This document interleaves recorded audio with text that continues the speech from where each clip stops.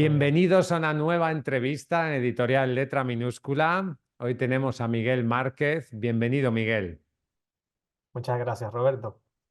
Gracias por estar aquí. Miguel es autor de un interesantísimo libro que se llama Libertad Financiera para Profesores. Es un experto, un conocedor del tema de educación financiera, que es un tema absolutamente necesario y que a mí personalmente me apasiona. Y nos ha concedido esta entrevista para hablar de su libro. Voy a leer una pequeña bio antes de empezar para que podáis todos conocer a Miguel. Miguel Márquez es políglota y educador con una rica experiencia internacional, habiendo vivido, estudiado y enseñado en España, Francia, Estados Unidos, Alemania, Canadá, Portugal, Brasil y China. Ahora mismo Miguel nos habla desde China, donde es profesor de español en la universidad. Con una profunda pasión por la educación financiera, se ha dedicado a ayudar a profesionales, especialmente educadores, a mejorar su bienestar económico y a alcanzar la libertad financiera. Es autor del libro Libertad Financiera para Profesores y también para no profesores, para cualquier persona interesada en mejorar sus finanzas personales y en crecer en este aspecto de su vida. Márquez comparte estrategias y consejos prácticos para que los docentes puedan vivir la vida que siempre han soñado, basándose en principios de frugalidad, minimalismo y la creación de múltiples fuentes de ingresos.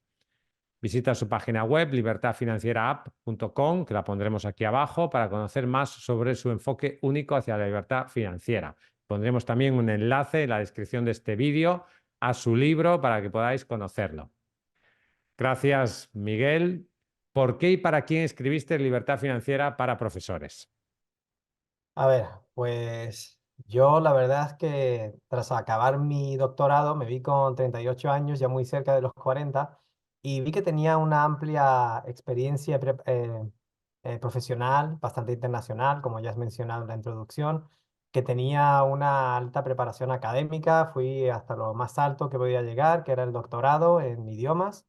Y sin embargo, me di cuenta de que a pesar de que tenía todo eso, no tenía ni un trabajo estable, ni una fuente de ingresos continua. Y la verdad es que eso ya antes no me preocupaba tanto, pero ya aproximando los 40 ya empecé a preguntarme, oye, ¿qué es lo que pasa? Entonces me dije, soy profesor, mando constantemente tarea a mis estudiantes y la verdad es que la parte financiera, la parte de las finanzas personales, yo no había hecho los deberes. Entonces me dije, ¿sabes qué? Esto me lo tengo que solucionar de alguna manera. Y así me puse con bastante empeño a intentar gestionar de la mejor manera posible las finanzas personales de un profesor, ¿no? En un sueldo salario medio, normalito. Así que iba buscando, encontrando información y como tenía que organizarla de alguna forma y al mismo tiempo me gustaba mucho leer y estaba leyendo y simultáneamente me apasionaba el tema de las finanzas personales, dije, oye, esto a lo mejor podría convertirse en un libro y podría ayudar a otras personas que estén en una situación similar, que yo creo que somos mayoría en España y en otros muchos países, ¿no? Tener un sueldo medio. También hay otra cosa que a mí digamos, me fascinaba, que era la idea esta de que, oye, ¿cómo es posible que hoy en día, con toda la tecnología que existe, todavía haya personas que trabajen 40 años o más y todavía estén preocupándose por su jubilación, mientras que hay personas que trabajando 10, 15 o 10, 5, 10 o 15 años pueden permitirse dejar de trabajar si lo desean? Entonces, yo escribí este libro para aquellas personas que, al igual que yo, pues quieren solucionarse el tema financiero de una vez por todas. Es decir, ya sea porque quieren irse a vivir a un país en concreto, porque quieren tener cierto estilo de vida, porque quieren prepararse para dejar su jubilación ya lista, sin tener, digamos, este nerviosismo por saber qué va a pasar, o simplemente porque se quieren dar unas vacaciones durante un tiempo. Yo creo que has mencionado un tema muy importante, que es el tema de jubilación. Mm. O sea, en España al menos el sistema es de reparto, es decir, los que están trabajando pagan a los que están cobrando. Entonces, con la pirámide que tenemos poblacional, en 20 años, o sea, en 20 años, claro, la pensión que te va a quedar es miserable, seguramente, Ujú. si es que hay. Sí. Entonces, si no haces los deberes, digamos, en el tema financiero, puedes encontrarte una situación con 65, 67, 70 años sin dinero. habiendo Claro. trabajado toda tu vida. Entonces, yo creo que esto es un tema absolutamente fundamental. ¿Qué piensas tú del tema este de la jubilación?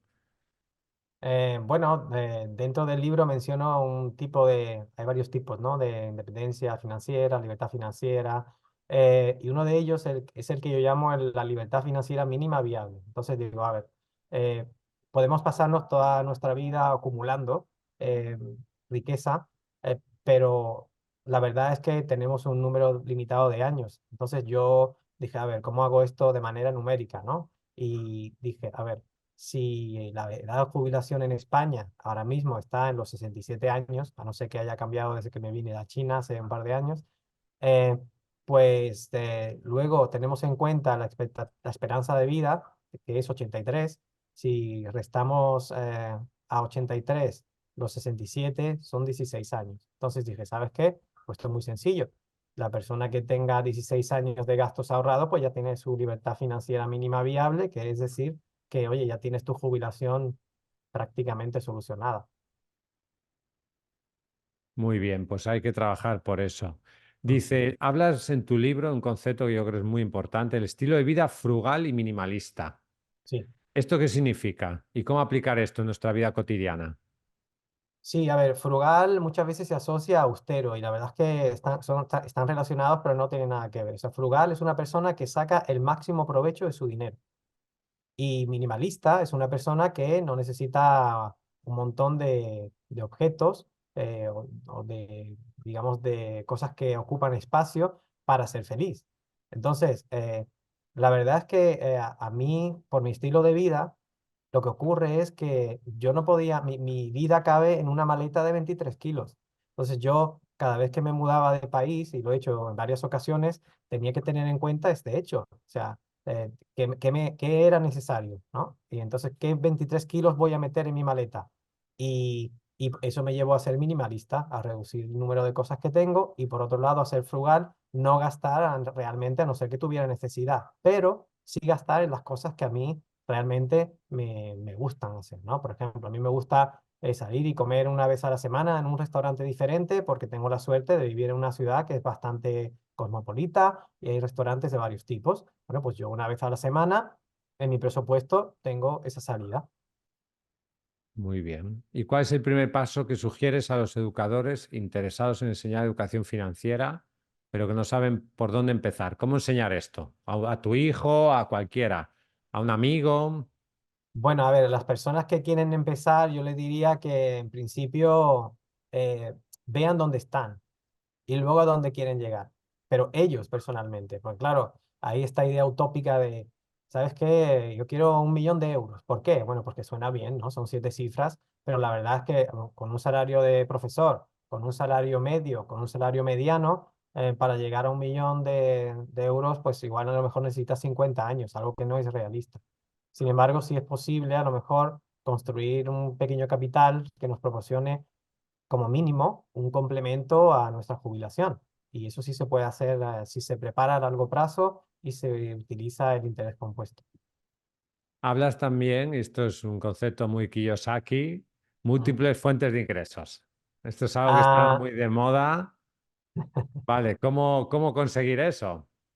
bueno, a ver, yo lo de múltiples fuentes de ingresos, la verdad es que lo veo un poquito utópico. Es decir, sí, obviamente tienes que tener fuentes de ingresos, pero la pregunta es, ¿de dónde provienen? ¿Te gustan, no te gustan o lo estás haciendo solamente por dinero? Y esto lo digo porque hay mucha gente que dice, pues yo me voy a crear un negocio y a partir de ese negocio, en paralelo con mi trabajo de profesor, de escritor o de lo que sea, que gano un salario normalito, pues me voy a crear otra fuente de ingresos. Y digo, bueno, por un lado, a ver, eso no es fácil. O sea, lo que pasa es que nos lo venden muy sencillo. A ver, tú, Roberto, lo tienes que saber perfectamente. Tú tienes tu propia empresa, tú eres Sí. escritor. A ver, los escritores, quitando a lo mejor uno entre 1 millón, pues vamos un poquito justitos. Prácticamente nadie vive de escribir. Ujú. Nadie, o sea, 0,1. Claro, claro. Entonces, la idea mía es esa. A mí me gustan, por ejemplo, el tema de la inversión un poquito más en gestión pasiva, ¿no? Me gusta o sea, más que ingresos pasivos, digamos que me gusta utilizar el pequeño capital que tengo para recibir ingresos pasivos. ETFs o Efectivamente, ETFs, fondos fondos indexados. indexados, efectivamente. De hecho, a mí, por ejemplo, un momento clave en mi vida financiera fue cuando, después de 2 o 3 traspiés intentando buscar inversiones que me fuesen rentables y estables a largo plazo, cuando decidí invertir 1.000 euros y luego me di cuenta que con esta inversión 1 o 2 de los meses me daba 20 euros de beneficios. Entonces yo pensé, a ver, si he invertido 1.000 y me dan 20 euros, por lo menos algunos meses, a lo mejor si invierto 10.000, otro cero más son 200. Y luego dije, bueno, espera, que si tuviese 100.000 euros para invertir es otro cero más, ya tendría algunos meses, a lo mejor no todos, pero 2.000 euros. Sí. Entonces dije, wow, ya está, esto es el salario de un profesor, 2.000 euros. ¿Se va a conseguir siempre, todo el tiempo? A lo mejor no, pero ya vi que había una posibilidad, ¿no? Y eso la verdad es que a mí me motivó muchísimo porque ya tenía un plan, ya tenía una meta. Muchas veces la gente no alcanza sus metas porque o no las tiene o no las ve claras. Y yo ahí fue ese momento de esa epifanía de decir, ya se me encendió la bombillita y dije, oye, ¿sabes qué? Pues esta es una de las inversiones que quiero tener. Y Fondos fui por ahí, indexados. cuando se indexaron. SP500, MSCI World. Eh, Efectivamente, sí, un poquito de todo mezclado entre Europa y, y también Estados Unidos, un poquito de sociedades de países emergentes, pero eso muy poquito. Y a mí también me gusta mucho la cartera permanente porque tiene un equilibrio que me da bastante tranquilidad, consiste en invertir un poquito en oro, un poquito en bonos de los estados así más Exacto, sí. Y solventes renta variable. eh, y renta variable y un poquito de efectivo. Y la verdad es que Exacto. cuando me gusta que está todo bien porque si uno sube, el otro baja y se va compensando y al final pues yo, por ejemplo, duermo mucho mejor por las noches sabiendo que tengo una cartera diversificada de inversiones. ¿Y qué piensas de Bitcoin? Sabes que ahora está otra vez en máximos, sesenta y nueve Sí, mil sí, euros. sí, Estuvo en sí. 17 hasta 15 y algo. Sí, yo Bitcoin lo veo como dinero para especular, para jugar un poco, ¿no? Si te lo puedes permitir, oye, ¿es que te puedes permitir 1.000 euros? Pues juégate 1.000 euros. Y, pero lo veo un poco, a ver, yo sinceramente no estoy muy versado en el tema de Bitcoin, pero sí tengo criptomonedas. Sin embargo, eso representa un porcentaje tan pequeño de mis inversiones que si realmente les pasara algo, no pasaría nada. Entonces, me gusta tenerlo porque, claro, a quién no le gusta participar de una subida de Bitcoin, ¿no? Pero Claro. tampoco me quiero volver loco. Y yo creo que la gente, pues, debería preguntarse qué es en qué quiere invertir y por qué. Yo lo tengo más claro en algunos aspectos y por eso digo, ¿sabes qué? Pues sí, un poquito aquí, porque no se sabe nunca lo que va a pasar, no se sabe. Hay gente que está en contra, hay gente que está muy a favor y ¿qué es lo que va a pasar? Nadie lo sabe. Entonces, ¿sabes qué? Pues yo tengo un pie ahí, por si pasa algo y va bien, pues oye, ya tengo ahí otra fuente de ingresos más, ¿por qué no? ¿Y los inmuebles, qué piensas de eso? Los inmuebles, yo creo que si hay personas que realmente les gusta el tema de los inmuebles, yo creo que deberían hacerlo. Pero como yo voy cambiando de país cada dos, No, tres, tú no cuatro, 5 puedes. años, Al vivir en eh, China, te hacen pagar muchísimo más, no tienes derecho a desgravación del 50%. efectivamente, O se sea, la pierde mucho situación, beneficio. no se puede invertir en muebles no viviendo en el país, es muy complicado. Sí, efectivamente. Es Entonces muy yo complicado, sí, no voy por ahí, pero bueno, no quiere decir que no sea una posibilidad, claro que sí. exacto. ¿Qué es para ti la libertad financiera y por qué es importante? A ver, la libertad financiera la mido como tiempo, el tiempo que una persona puede estar sin trabajar. Es decir, si una persona gasta 2.000 euros al mes y tiene 24.000 euros ahorrados, pues tiene una libertad financiera de un año. Si una persona gasta 1.000 euros al mes y tiene 12.000 euros ahorrados, pues tiene también una libertad financiera de un año, porque esto tiene una correlación de lo que una persona gana y lo que gasta. Pero lo curioso es, y ahí es donde viene el término de frugal y minimalista, que una persona que gaste 1.000 euros al mes y tenga 24.000 euros ahorrados, tiene una libertad financiera de 2 años, que es el doble de una persona que gasta 2.000, que esto parece algo obvio, pero en realidad tiene unas implicaciones más profundas de lo que parece. Entonces, la clave realmente en conseguir la independencia financiera. Consiste en incrementar esta diferencia entre los gastos y los ahorros. Y por eso tengo una tablita en el libro que dice, según el porcentaje que uno gana, pues cuánto tiempo tardaría en alcanzar la libertad financiera. Y en cuanto, ¿por qué es importante? Pues am, porque la libertad financiera se mide en tiempo y este es el único recurso que realmente es irreemplazable. Es decir, el dinero sube y baja, pero si ya tienes 40 años y ya los 20 y los 30 no lo vas a poder utilizar. Entonces, eso no se puede cambiar. En cambio, si gastas 1.000 euros al mes y tienes 12.000 euros ahorrados, tienes un tiempo muy valioso que es un año sin tener que trabajar a no ser que realmente quieras. Y eso para mí tiene un valor incalculable. Diferencia entre libertad financiera y independencia financiera. Sí, bueno, pues como acabo de mencionar ahora, la libertad financiera es el tiempo que uno puede estar sin trabajar, mientras que la independencia financiera es ese momento en el que los ingresos de tus inversiones son suficientes para cubrir tus gastos anuales. Entonces, la realidad es que alcanzar la independencia financiera, para hacerlo puedes tardar décadas. O sea, yo, por ejemplo, yo trato en el libro de la libertad financiera. ¿Por qué? Porque me parece mucho más cercana y asequible para la mayoría de nosotros. Déjame ponerte un par de ejemplos para que esto lo veamos, ¿no? Eh, si alguien tiene 12.000 euros ahorrados y gasta 1.000 al mes, pues eso lo que quiere decir es que tiene una libertad financiera de un año. Y yo creo que cualquier persona en algún momento de su vida puede conseguir efectivamente una libertad financiera de un año. Por lo tanto, se mide en tiempo. Mientras que, por ejemplo, para alcanzar la independencia financiera, si seguimos la regla del movimiento FIRE, ese momento en el que una persona ya tiene suficientes ingresos para dejar de trabajar, esa misma persona que necesita 1.000 euros necesitaría 300.000 euros invertidos para que le diesen, suponiendo que reciba un 4% después de impuestos y después de la inflación y demás, le den 1.000 euros al mes. Es decir, para ver cuál es el número de nuestra independencia financiera, multiplicamos 12.000 euros al año por 25 años. Y ya a partir de ahí es cuando conseguimos la independencia financiera. Entonces, por eso la libertad financiera me parece mucho más cercana. eh, Puedes tener una libertad financiera de un año, de dos, de tres, de cuatro, de cinco, mientras que para la independencia financiera que te provea unos ingresos recurrentes de 1.000 euros al mes, pues vas a necesitar 300.000 euros invertidos. Y eso, por lo menos de mi punto de vista, con mi salario de profesor, me parece menos alcanzable que tener un año de libertad financiera con 12.000 euros. Exacto. Hablas de diferentes tipos de independencia financiera en tu libro. ¿Nos puedes dar algún ejemplo? Sí, efectivamente.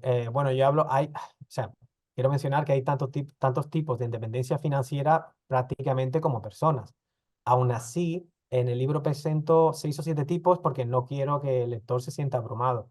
Por ejemplo, hay la independencia financiera ligera, la pesada, la tradicional, una que se llama cuesta abajo, una que incluso tiene bastante viveza que se llama libertad financiera flamenca, la libertad financiera mínima viable que he presentado. Entonces, para que la gente que oiga esta entrevista no se pierda mucho, voy a coger una de ellas y te doy un ejemplo.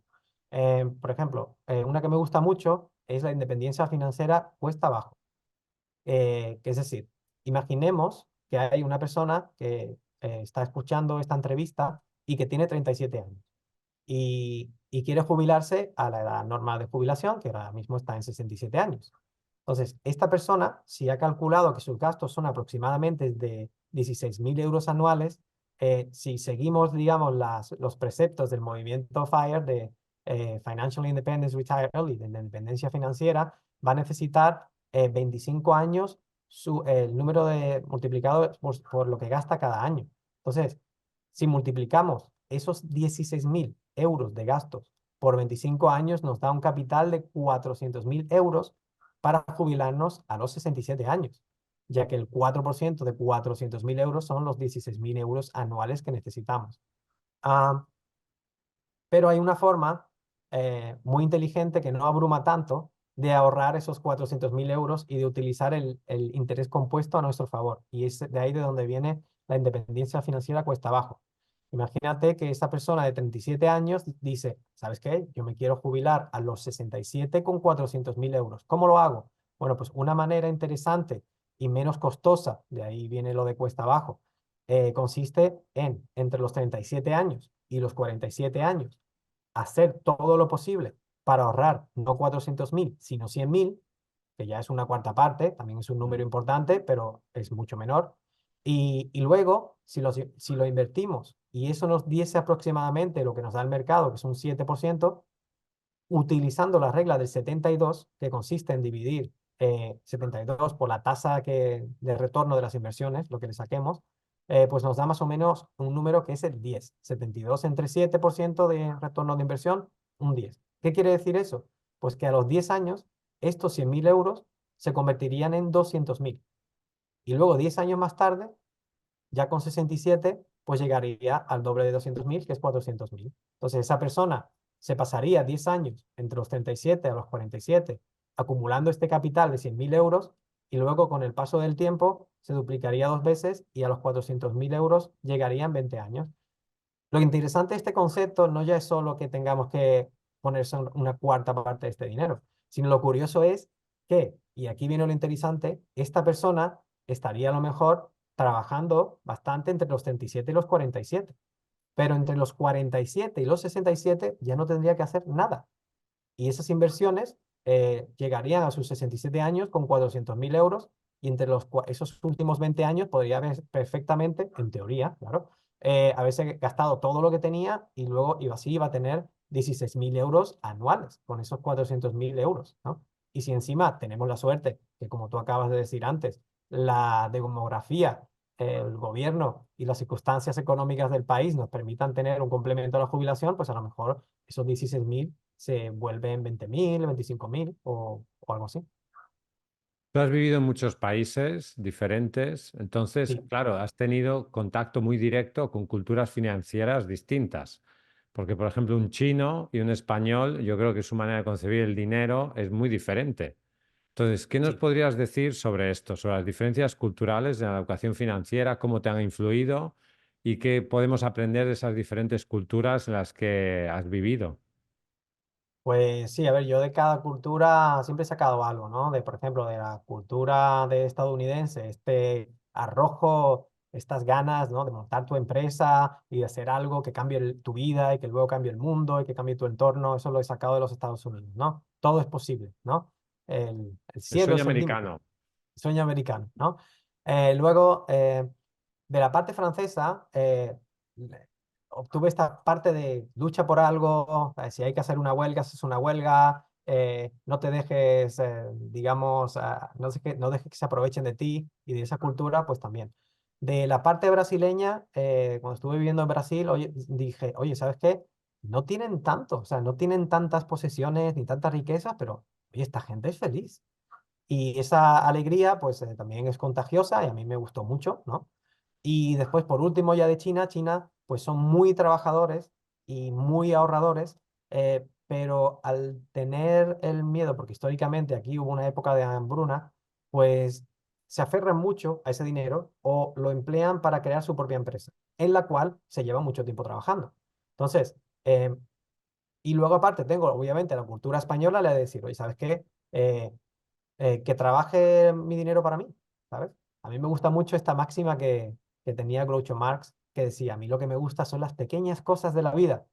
Un pequeño yate, una pequeña mansión y una pequeña fortuna, ¿no? Mm. Y es cierto, a lo mejor yo puedo dejar, se puede dejar esa parte, ese yate y esa mansión de lado, porque no te ayudan a aumentar tu libertad financiera ni a alcanzar la independencia financiera, pero la pequeña fortuna, eso sí, y eso es prácticamente lo que yo incito a la gente que consiga, ¿no? Dentro de sus posibilidades.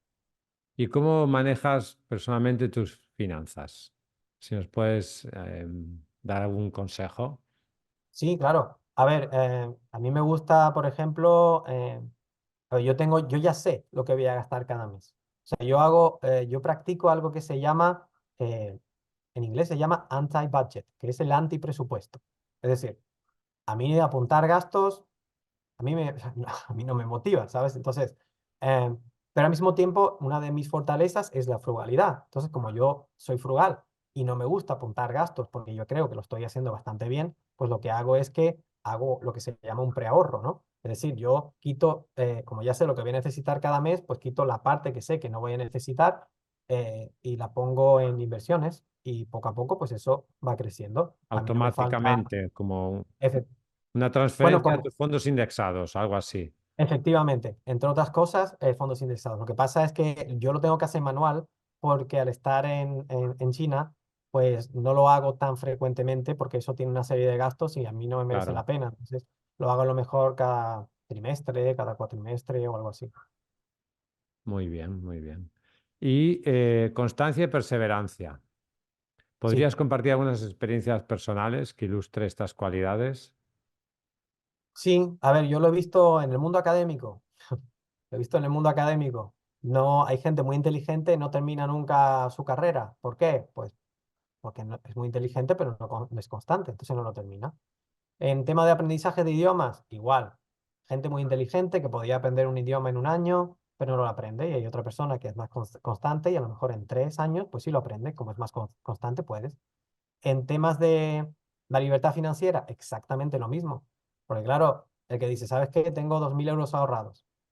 Y dice, oye, yo esto me los gasto. Hace tiempo que no los tengo, me los gasto. Entonces vuelves a la casilla de salida, vuelves al punto de partida y estás donde mismo. A mí, a mí me gusta esto, convertirlo, la perseverancia y la constancia más como un juego. Yo, por ejemplo, utilizo una calculadora de temas de independencia financiera que la saqué de una página web que se llama Money Flamingo, está en inglés, pero es muy interesante, Mm. en la que tienes una calculadora para que te dice cuándo has conseguido la independencia financiera cuesta abajo, la independencia financiera flamenca. Te dice si dejaras de trabajar hoy, cuándo llegarías a la independencia financiera. Y entonces, cuando yo, por ejemplo, pongo un poco de dinero en inversiones y veo que veo que ese número en el que supuestamente me tengo que jubilar baja a lo mejor pues de 67 a 66, digo, estoy haciendo las cosas bien, ya está. O sea, ya está, lo acabo de bajar. Y además se convierte como en algo casi adictivo, porque dices, haz algo que era realmente frustrante y estresante, se transforma en un juego. Y a mí eso me encanta. ¿Qué piensas de la deuda? Pedir un préstamo, una hipoteca, el uso Bueno, de la deuda. sí, yo estoy ahí con este, ¿cómo se llama este hombre? Dave Ramsey, ¿no? Que dice que el prestamista es esclavo del prestatario. Es decir, para mí no tiene sentido. Yo creo que eso es para gente de primera liga. Eso es para gente que tiene 1 millón en el banco y dice, ¿sabes qué? Voy a pedir un préstamo de medio millón. ¿Por qué? Porque si pasa algo, tengo 1 millón en el banco, no me importa. Y estoy utilizando ese medio millón o ese millón que quiero pedir extra del banco para apalancarme. O dice, ¿sabes qué? Yo puedo sacar del millón que tengo un 20% y el banco me pide un 10%. Oye, pues se lo pido al banco y yo aún así sigo ganando un 10%. Pero claro, ya estamos hablando de realmente de profesionales, ¿no? Yo no creo, a mí no me gusta, o sea, yo duermo mucho más tranquilo por las noches sabiendo que mi dinero me da más dinero, que produce más dinero y no pensando que yo le debo dinero a alguien. Pero si hay alguien que tiene esa capacidad y esa tranquilidad de decir, no, no, yo voy a poner el dinero de otros a trabajar para mí, pues que lo haga. Yo creo que se puede hacer. A lo mejor en algún momento de mi vida, pues igual lo hago, pero por el momento yo no soy de la primera división, yo soy un profesor normal, inversor, amateur que está entrando en este mundillo hace pocos años. Imaginemos una persona, y ya para ir un poco terminando, una persona Sí, que ha leído tu libro o está interesada en este tema de educación financiera, pero nunca ha hecho nada, o sea, no sabe nada. ¿Qué sí. consejo le darías para empezar? Bueno, yo creo que conocerse a uno mismo, y me explico. Ah, primero, tienes que conocer qué inversiones hay. Y segundo, qué inversiones se adaptarían a ti personalmente. O sea, si a alguien le encanta, como estabas mencionando en los inmuebles, ¿no? A ver, si a alguien le encanta los inmuebles y desde pequeño ha deseado tener casas y tiene el capital suficiente para no tener que pedir un préstamo de 30 años al banco, pues por favor que lo haga. Yo no he tenido nunca, por lo menos, ese capital hasta ahora y por mi estilo de vida no lo voy a hacer, prefiero estar un poco más en movimiento. Entonces, el consejo que daría, empiezan pequeño, porque al principio en las inversiones normalmente se pierde dinero, es casi inevitable, a no ser que sea muy inteligente y aprenda de los errores de los demás. Yo no fui así. Entonces, empiezan pequeño con algo que te puedas permitir perder. Y sé que esto es paradójico. O sea, a ver, si lo que quieres con la inversión es ganar dinero, ¿cómo dices que ponga a invertir un dinero que puedas perder? Pues sí. O sea, tienes ahí un fondo de emergencia, pues si te pasa algo de 3 6 12 meses, lo tienes ahí, eso no lo tocas, a no ser que realmente pase algo serio. Y una vez que tienes eso acumulado, ya sí, pon a invertir. Yo, como te comenté antes, Roberto, 1.000 euros, que me producían 20 euros algunos meses. ¿Eso es una gran cantidad? No, pero yo tuve la pequeña lucidez de decir, le veo el potencial a esto. Y era algo que a mí me gustaba porque yo me levantaba por la mañana y decía, ¿sabes qué? Yo estaba durmiendo y me he levantado esta mañana al final de mes y tenía 20 euros ahí. Eso a mí me pareció mágico. Ingresos pasivos. Ingresos pasivos, efectivamente. La magia Ingresos, de los ingresos pasivos es algo que todos deseamos, pero que no es fácil conseguir. efectivamente. Bueno, es más fácil de lo que uno piensa, pero hay que educarse, hay que formarse y como Hay tú que ya sabes, que también trabajárselo. has leído, hay que trabajárselo un poco, ¿no? Bueno, pues te agradezco muchísimo esta entrevista, me ha parecido súper interesante. A todos los interesados, ya sabéis, en el enlace en la descripción de este vídeo, en todas nuestras redes sociales, el libro de Miguel, Libertad Financiera para Profesores, me parece un título excelente. Y espero que podáis leerlo, seguro que vais a aprender mucho, me ha parecido súper interesante. Gracias, Miguel. Gracias a ti, Roberto. Gracias. Gracias a todos. Hasta un próximo vídeo. Y no olvidéis vivir vuestros sueños, ser escritores. Gracias.